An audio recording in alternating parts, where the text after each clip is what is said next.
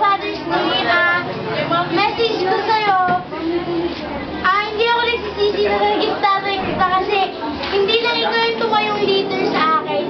Hindi lang ikaw yung tumayong tatay sa akin, kundi ikaw ba yung talagang the best na nangyari sa buhay ko. So, may iwan ko na sa'yo pa. I love you so much na ipagpatuloy mo yung gagawin mo. Alam mo niya?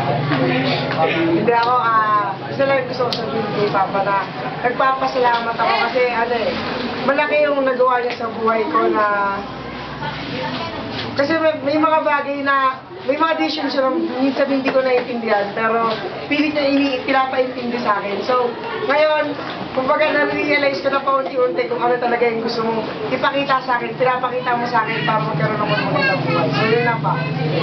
Sa akin naman, siyempre, unang-una, Happy Father's Day pa. Ikaw isang silbing encouragement ka sa buhay ko. Hindi lang bilang isang leader, kundi lalo na ang pagiging tatay mo. Kaya, keep it up. Yan, tuloy-tuloy tayo sa Panginoon, sa paglilingkod natin. Ano lang tayo, sama-sama tayo. At gusto ko sabihin na bilang ako yung tumatay matanda dito, supporta namin kayo. No. Supporta kami sa'yo bilang ikaw yung pastor dito. Kaya, yun lang. Kaisa mo kami. Happy. Bilang happy Happy Father's Day!